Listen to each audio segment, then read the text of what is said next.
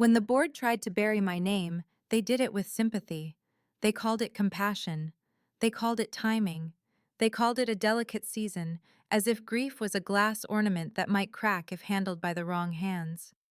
I sat at the long table under the humming lights and listened to people who had never held my father's trembling hand tell me what my father would want. I smiled anyway. Nurturing is my default setting, and I have learned that a calm face can be sharper than a raised voice. My father, Dean Marlowe, built Northwind Ledgerworks from a rented office and a stubborn sense of right. He believed numbers could be honest if the people behind them were. He hired carefully, fired rarely, and forgave often. He also loved me with a quiet kind of courage, the kind that hands you freedom like keys and trusts you not to lose them. When I turned 18, he gave me a job in a condo. Not as a leash, but as a launch pad. He never demanded I become his shadow. He asked what I wanted to be, and then he made room for it. I stayed anyway. I worked every department. I learned payroll, compliance, client relations, and the strange psychology of executives who want praise for breathing. By my mid-30s, I could read a balance sheet like a bedtime story and a boardroom like a crime scene. I was not a child in a grown-up chair. I was the chair. Now my father was fading. His body had become a fragile argument with time. I had spent many mornings at his bedside, smoothing the blanket, adjusting his water, listening to his breath. He did not complain. He simply watched me, eyes still bright with the same quiet certainty. Sometime in the early morning, when the hospital hallway was nearly silent, he squeezed my fingers and whispered, "You can lead. You always could." I told him I wanted to be like him, a chief executive, an owner, a builder, not a renter in my own life. He smiled as if he had been waiting to hear it. When he passed, the world did what it always does. It kept moving, rudely, without asking permission. Flowers arrived. People cried on schedule. The board sent a tasteful message about his legacy, complete with the kind of punctuation that suggests their hearts were reviewed by legal. The funeral blurred into a sea of hands, hugs, and polished condolences. The day after, I returned to the office because sitting still felt like drowning. That is when the power struggle began. A special board session was called in the big conference room on the top floor. The walls were glass, because executives love transparency they can control. I entered with my father's old notebook in my bag. He had written in it during his last weeks, shaky but clear. The message was simple. He wanted me to take his position. The board already knew. He had said it more than once in meetings when his voice still carried weight.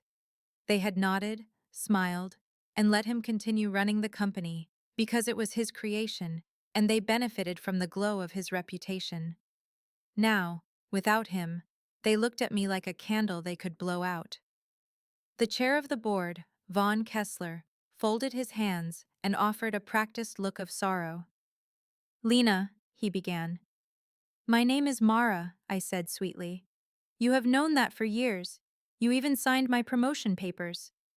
A few faces tightened. Good. I needed them awake. Vaughn cleared his throat. "Mara, of course. We all admired Dean. In light of recent events, we believe interim leadership should be stabilized." Stabilized. A word people use when they want to keep things the same for themselves. "By whom?" I asked. He gestured to a man seated 2 chairs away, a slick smile in an expensive suit. "We have invited Trent Sable to step in as acting chief executive while you take time to heal." Trent leaned forward as if we were sharing a joke. "You deserve rest." Rest. Another word people use when they want you out of the way. I felt the notebook in my bag like a heartbeat. I pictured my father, his hand in mine, the quiet strength in his eyes. I could have slammed the notebook on the table and demanded they obey his wish. That would have been honest, direct, and exactly what Vaughn expected. I chose something better. I smiled. "How thoughtful. Tell me, Vaughn, did you invite Trent before or after you reviewed my father's notes?" Vaughn blinked, just once. We have not seen any official documentation. Interesting, I said, because your corporate counsel already has a copy. A murmur rippled through the room. Trent shifted, the first crack in his confidence. I leaned back, still calm. I have worked here since I was 18. I know every client contract worth saving and every internal habit worth breaking. If you want stability, you should start by telling me the truth. Why are you rushing to replace my father with a stranger? Vaughn gave me a thin smile. No one is replacing him. We are protecting the company. From me? I asked. Silence. In that silence, I noticed something small. Vaughn kept tapping his ring against the table, a nervous little rhythm. Trent kept glancing at the door, as if waiting for backup. People who are right do not do that.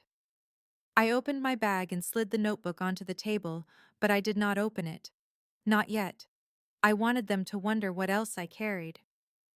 Here is what will happen, I said.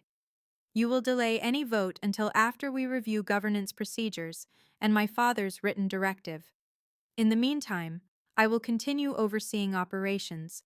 If anyone objects, you may put it in writing. Vaughn stared at me. You are not the chief executive. Not yet, I said.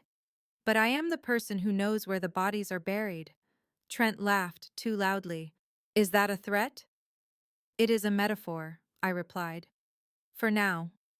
Vaughn opened his mouth to protest, then closed it. He nodded stiffly. The meeting ended with polite smiles that tasted like metal. As I stood to leave, my phone buzzed. A message from an unknown number. We have the notebook too. Stop digging or you will lose more than a title. My fingers went cold. Then, very slowly, I smiled again.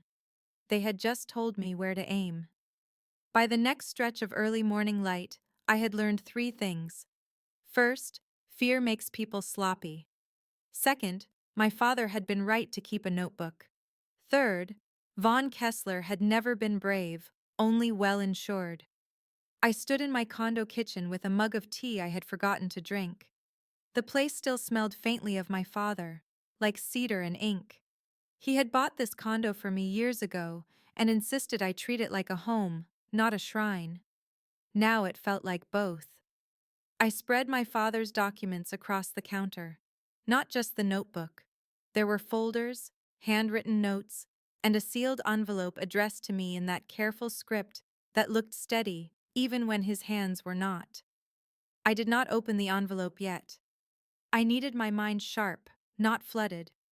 The anonymous message stayed on my screen like a bruise. We have the notebook too. That was a lie, or they would not be afraid of mine. But the intent was clear. Someone inside Northwind Ledgerworks wanted me intimidated and quiet. I washed my face, pinned my hair back, and went to work. The office greeted me with the usual dance of badges, greetings, and people pretending nothing had changed. Grief makes some people gentle.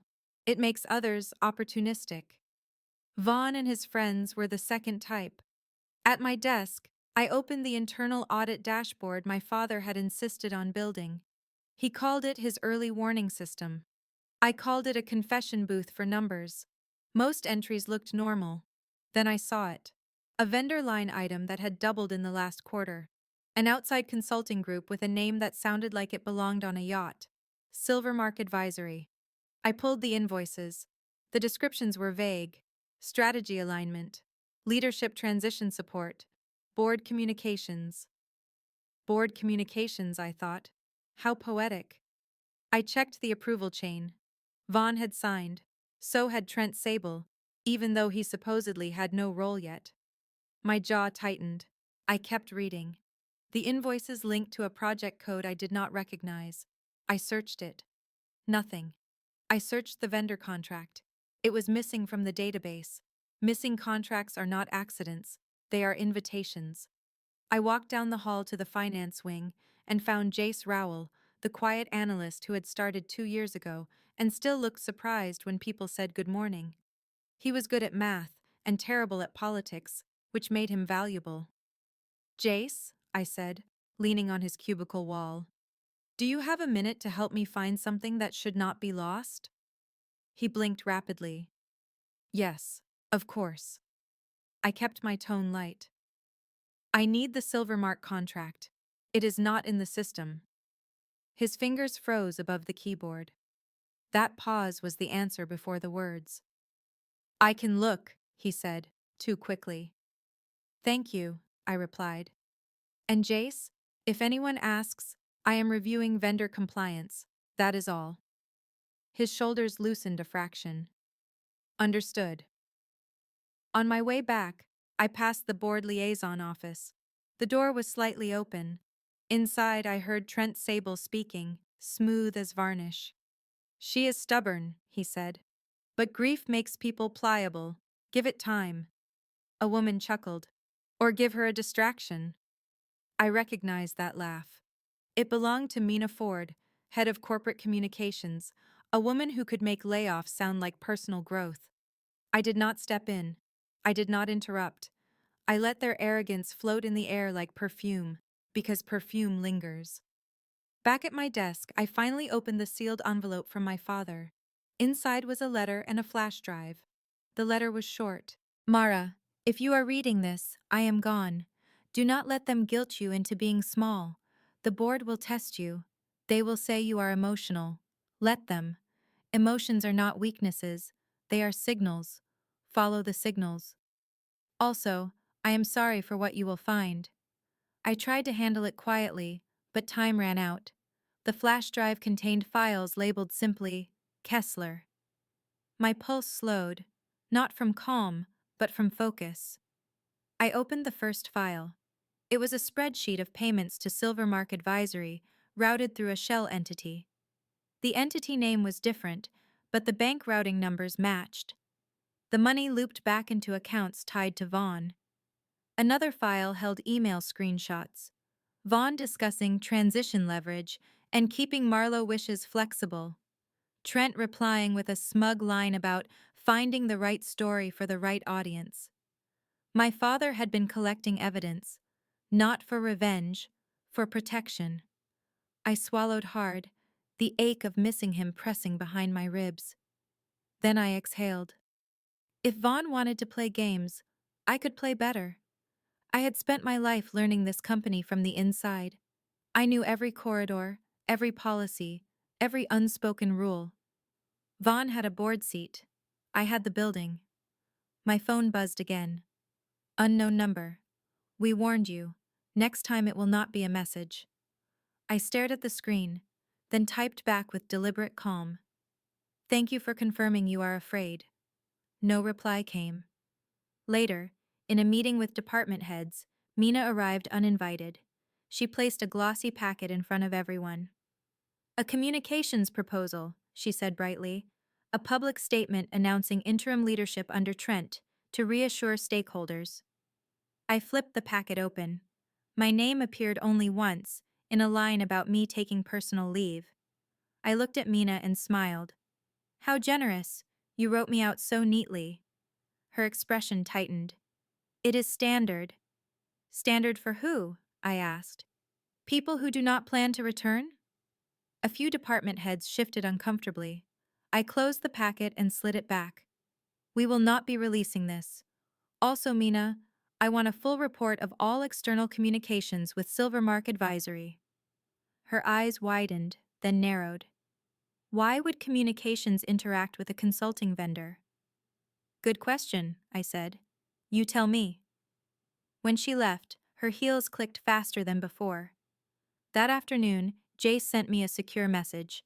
Found it. The Silvermark contract. It is filed under a different vendor name. Also, someone tried to delete the archive trail. I stared at the message, then opened the contract. The signatures at the bottom were clear.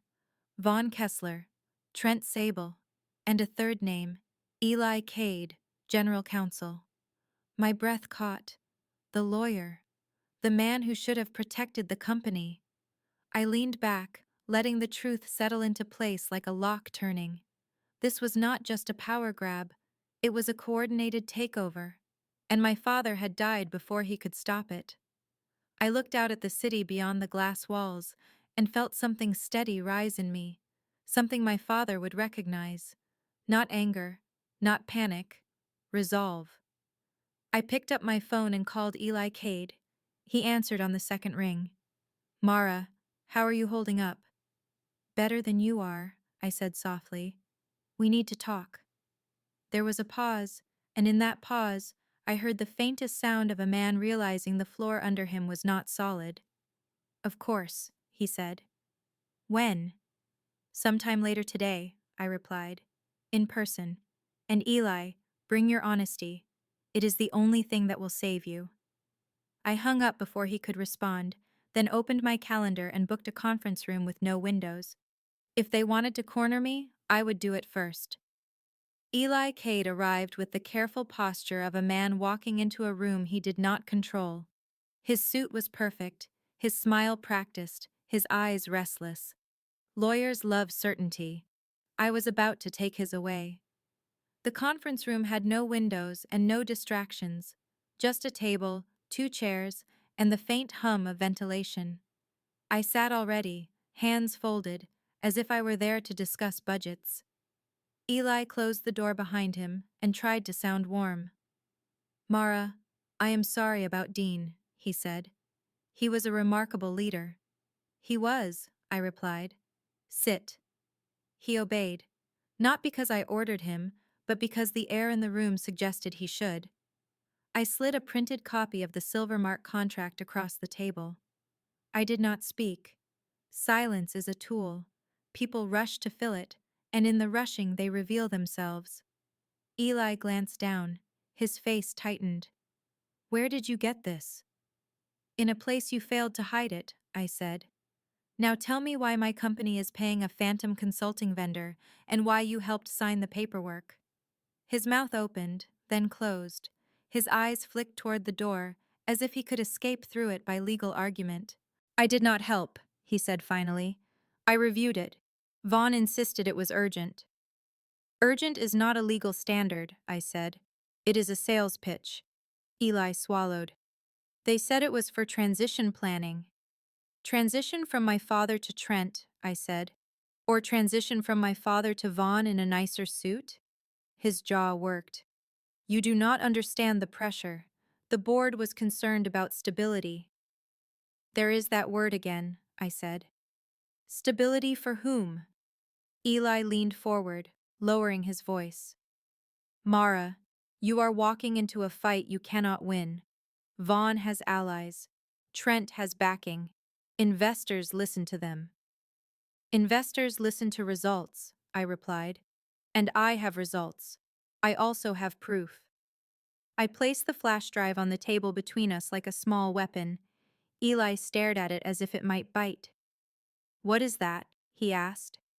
A collection of choices, I said. Some are yours. His face went pale. Dean gave you that? He gave me the truth, I said. And he gave it because he knew you would fold without it. Eli flinched, and that flinch was my opening. Here is what you are going to do, I said calmly. You are going to cooperate with an independent forensic review. You are going to provide access to board communications, vendor approvals, and legal files. You are also going to tell me who sent the threats. Eli blinked. Threats? I slid my phone across the table with the messages visible. His eyes widened. That is serious, he murmured. Yes, I said. And it became serious the moment someone decided grief was a convenient blindfold. Eli rubbed his forehead. I did not know about this, I swear. Swearing does not matter, I said. Proof matters. If you are innocent, proof will protect you. If you are not, proof will bury you. He stared at the phone for a long moment. Then his shoulders slumped, the posture of a man choosing survival over loyalty. It was Mina, he said quietly. She coordinated communications. She suggested pressure tactics. Vaughn approved. Trent? I asked. Eli hesitated. Trent is the face. Vaughn is the hand. Mina is the voice. And you? I asked, tilting my head. Eli met my eyes, and for the first time his expression looked honest. I was the pen. I nodded once. Thank you for your clarity. It is late, but it is useful. He exhaled shakily. What do you want from me? I smiled, not warmly, but precisely. I want you to remember who this company belongs to. Eli frowned. The shareholders. The builder, I corrected. My father. And he left instructions. The board ignored them because they thought they could outrun his legacy. I leaned in. You are going to help me remind them. Eli swallowed again. If I do this, they will come for me. They already will, I said. The difference is whether you stand alone or stand with me. He nodded slowly, then reached for the flash drive as if it were a lifeline. We spent the next stretch of the day mapping the board structure, the bylaws, and the voting thresholds. Vaughn controlled the chair, but he did not control everything. There were independent directors who valued their reputations. There were major clients who valued transparency.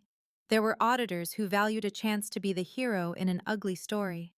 And there was one small detail Vaughn had overlooked. My father had created a legacy clause, a quiet provision in the governance documents that allowed the founder to name a successor in writing, triggering a mandatory board review within a defined window. The clause did not guarantee my appointment, but it forced a formal process. Vaughn could not simply slide Trent into the chair like a stolen wallet. Eli confirmed it with a grim nod. Dean put this in years ago. He knew, I murmured. Later, I met Jace in the hallway and handed him a sealed folder. You are going to deliver this to the external audit firm listed inside, I said. You will not make copies. You will not mention it. You will simply deliver it.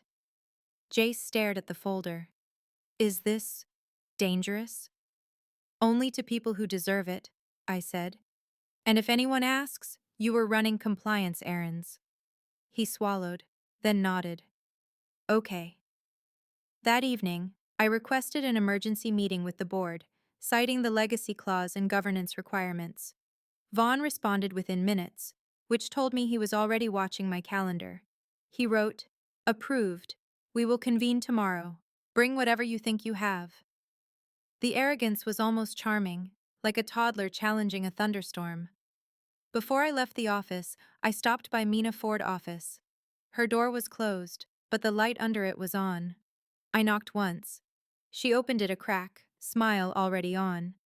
Mara, I was just preparing some messaging for stakeholders. I bet you were, I said. How thoughtful of you to practice writing endings. Her smile faltered. What do you mean? I held her gaze. Nothing yet. Just an observation. Sleep well. I walked away while she stood frozen, the crack in her door still open, the crack in her confidence widening. At home, I finally opened my father's notebook and read the last page. The writing was shaky but clear. If they push her, she will rise. If they threaten her, she will sharpen.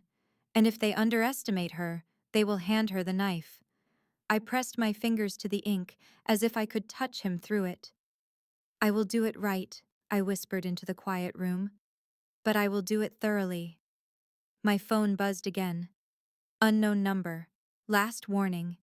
Tomorrow you will be humiliated in front of everyone. I stared at the message and laughed, a soft sound that surprised even me. Humiliation was a tool. They had used it on others for years. They forgot I knew how to turn tools into weapons. I typed back. Thank you for confirming you will be there. No reply.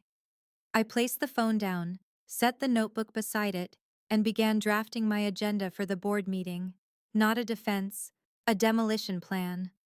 The boardroom smelled like polished wood and expensive denial. Vaughn sat at the head of the table, hands steepled, looking like a man who believed his own press releases. Trent Sable sat to his right, radiating confidence the way some people radiate cologne. Mina Ford sat near the screen, laptop open, already poised to spin. I took my seat without hurry. Nurturing does not mean naive. It means I know exactly where to place my hands and when to close them into fists. Vaughn opened with a solemn nod. Mara, we understand you requested this meeting under a governance provision. Yes, I said, under the legacy clause. A few directors shifted. Some looked surprised. Good. Vaughn had likely hoped to keep them uninformed. Trent smiled. This is unnecessary drama. The company needs steady leadership. Then it is unfortunate you came, I replied. A couple of directors coughed to hide laughter. Trent blinked, offended. Vaughn lifted a hand. Let us proceed. Present your case. I placed my father's notebook on the table, closed, like a quiet judge. My father named me as his desired successor, I said. He stated it in meetings. He wrote it in notes. He triggered the legacy clause. That means you must formally review and vote with proper disclosure. Vaughn nodded slowly. We will review, but the board has a fiduciary duty. Grief does not qualify you. I am not asking you to grade my grief, I said. I am asking you to follow the rules you claim to worship. Mina tapped her keyboard. We must also consider public confidence, she said. A sudden leadership shift could unsettle stakeholders. Stakeholders prefer truth over theater, I said. But you do have experience with theater, Mina. Her lips tightened. I do not know what you are implying. Patience, I said lightly. We are building to the interesting part. Trent leaned back. Even if your father wanted this, succession is complicated. You are emotional, Mara. You have been absent. Absent. I tasted the word like something sour. I had been at a hospital bedside. I had been holding a dying man's hand.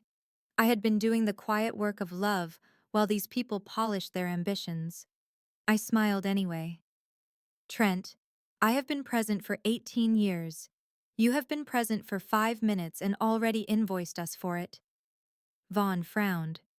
What does that mean? It means I have questions about Silvermark Advisory, I said, and watched the room tighten. Trent kept his smile, but his eyes sharpened.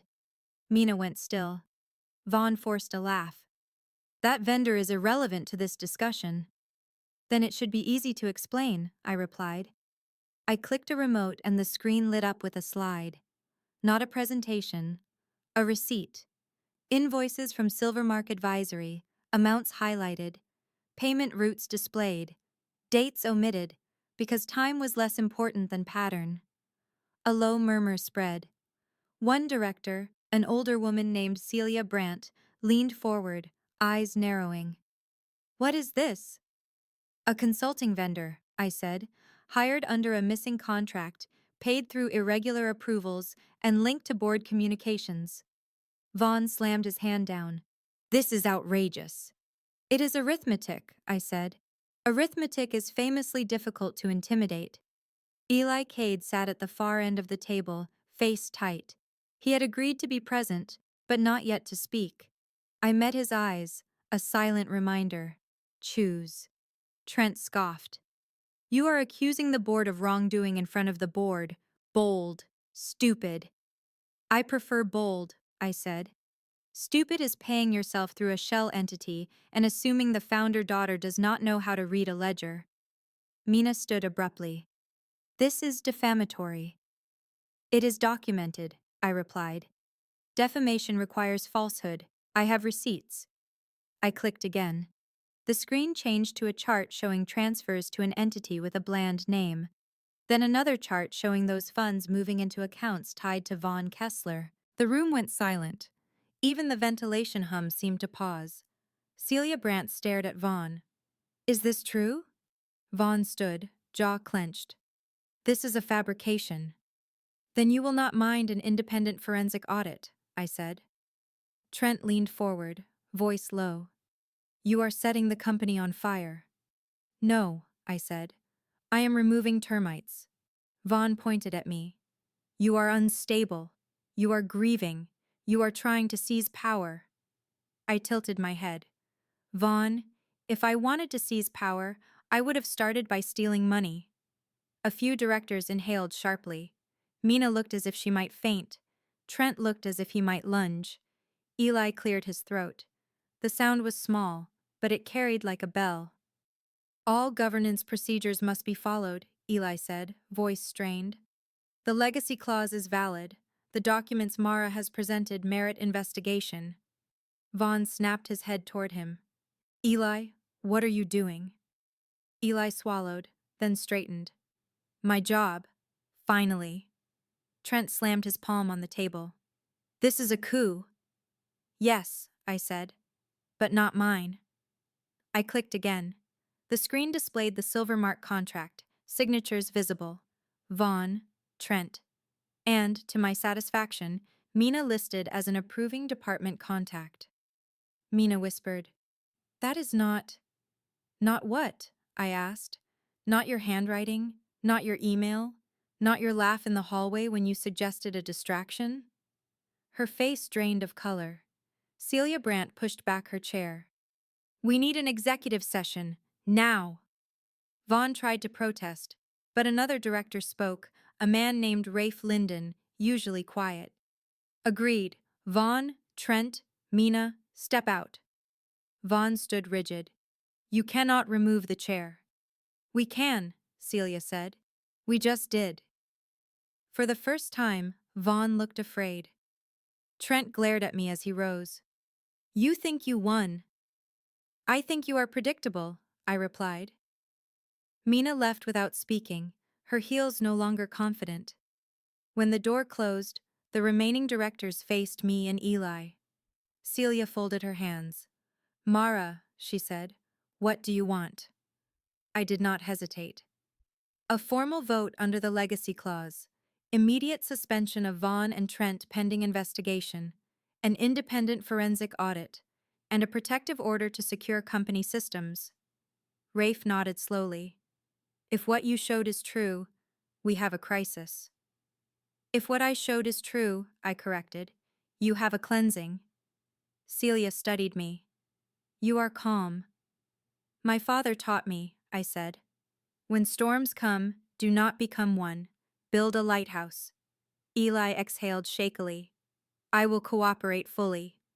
Celia turned to him. You will, and you will draft the resolutions. As they discussed process, my phone buzzed again, but this time it was not an unknown number. It was a message from Jace. External audit firm received the folder. Also, someone just tried to access your account. My spine chilled. Someone was still moving behind the scenes. I kept my face calm and slid my phone back into my bag. Before we vote, I said, we need to lock down access. Someone is trying to erase trails. Celia nodded sharply. Do it. I stood. I will. As I stepped into the hallway, I caught a glimpse through the glass wall at the far end. Trent Sable was on his phone, speaking urgently, eyes burning, and Von Kessler was smiling again. Not a confident smile, a desperate one. They were not done, neither was I. The most dangerous moment in a takeover is not the beginning. It is the middle, when the villains realize the hero has teeth. I moved fast, but not loud. Loud gives people time to hide. I went straight to the security office and requested an immediate access freeze for executive accounts, including mine, Vaughn, Trent, and Mina. The head of security, a broad-shouldered man named Omar Vance, raised an eyebrow. That is a serious order, he said. So are threats, I replied, showing him the messages. And so is attempted account access. Lock it down. Omar nodded once. Done. From there, I contacted the internal systems team and ordered a complete log capture. Not later. Not when convenient. Now, while the fingerprints were still warm. By the time I returned to the boardroom, the directors had drafted preliminary resolutions. Celia Brandt looked up as I entered. We are ready for the vote, she said. The door opened before she could continue. Vaughn walked in, followed by Trent and Mina, each wearing a face that tried to look composed. Vaughn carried a folder like a shield. You cannot vote without full board presence, Vaughn announced. Celia did not flinch. We can. You are not the entire board. Vaughn slapped the folder down. Then let us add new information. Trent crossed his arms. We have evidence Mara has a conflict of interest. I smiled. Do you mean the conflict where I care about the company and you care about yourselves? Mina stepped forward, voice tight. Mara is emotionally compromised. She has been unstable since her father's illness. She has pressured staff. She has threatened reputations. That is a lot of words, I said. Do you have facts, or are you selling sadness again? Vaughn opened the folder and slid papers across the table. A complaint, signed, alleging harassment. Celia glanced down, then frowned. This is unsigned. It was submitted anonymously, Vaughn said quickly. Like my threats, I said. Anonymous courage is still cowardice. Trent leaned in, eyes bright. You should step aside, Mara. Take leave, protect your image. This does not have to get ugly. I let the silence hang. Then I reached into my bag and pulled out one final document. Not from my father, from me. I anticipated this, I said. Because people like you always confuse pressure with power. I slid the paper toward Celia. This is a formal request for an emergency restraining action under company policy based on documented intimidation and attempted sabotage. It triggers immediate review by external counsel and security. Vaughn sputtered. You cannot do that. I already did, I said. Omar is freezing access logs. Systems is capturing activity, and the external audit firm is already engaged. Mina looked sharply at Vaughn. You said she could not move that quickly. I shrugged. I have been practicing for 18 years. You have been improvising for 5 minutes. Trent stepped closer, lowering his voice. You think the directors will choose you over stability? I met his gaze. They will choose survival, and you are a liability wrapped in a suit. Celia cleared her throat. Enough. Vaughn, Trent, Mina, your behavior today is itself a concern. Sit or leave. Vaughn did not sit. He smiled again, that desperate smile. Fine, vote. But understand this, Mara. If you push us out, you will have a public scandal. Investors will panic. Clients will flee. Your father's legacy will be stained. There it was. The real weapon. Not money, not threats. Legacy. I felt the old ache in my chest, the grief that still lived there like a bruise. I thought of my father, the way he insisted integrity mattered more than comfort. He did not build Northwind Ledger Works to be a monument. He built it to be a machine that did honest work. A machine can be cleaned, even if it makes a mess. I looked around the table at the directors. My father's legacy is not your hostage, I said. It is my responsibility. If there is scandal, it belongs to the people who created it. Celia nodded slowly. We will proceed. The vote happened in measured voices. Motion 1. Suspend Vaughn Kessler from chair duties pending investigation. Passed. Vaughn's face tightened, but he kept standing, as if posture could change reality. Motion 2. Deny interim appointment of Trent Sable. Passed. Trent's jaw clenched. His eyes flicked toward Mina, then toward the door. He was calculating exits. Motion 3. Appoint Mara as acting chief executive under the Legacy Clause review process, with full cooperation from security and external auditors. Passed. My hands stayed still. My face stayed calm. Inside, something quiet clicked into place, like a door finally closing against a storm. Vaughn laughed, sharp and ugly. You think this ends it? No, I said. I think this begins accountability. Omar appeared at the door, expression grim. Mara, we caught the access attempt. It came from Mina computer. Mina froze. That is impossible, Omar continued. And the system flagged a file transfer, a package sent to an outside address. Celia stared at Mina. What did you send? Mina's mouth opened, then shut. Her eyes darted toward Vaughn, then Trent. She was looking for the script. I stepped closer, voice gentle, almost kind. Mina, if you tell the truth now, you might keep something resembling dignity. Her face crumpled. I was told to, she whispered. Trent said we needed to control the story. Vaughn said it was necessary. Trent snapped. Do not drag me into your incompetence. Mina flinched. You promised me protection. Vaughn slammed his palm on the table. Enough. This is all meaningless without proof. Eli Cade stood, voice firm. There is proof, and more is coming. Celia looked at Omar. Escort Vaughn, Trent, and Mina out. Restrict their access. Omar nodded and stepped forward with 2 guards behind him.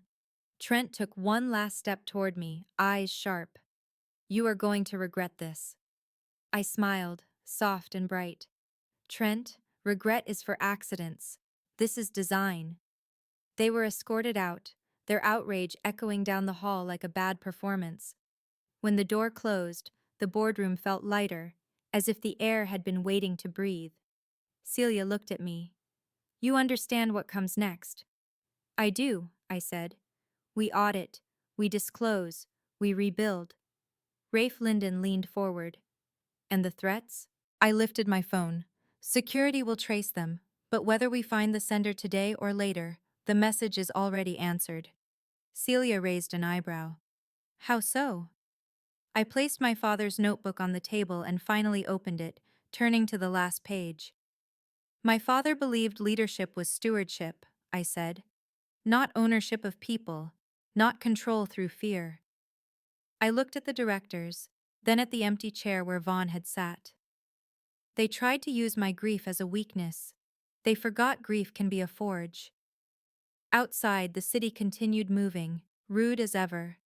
Inside, I felt my father's presence in the work itself, in the insistence on doing it right.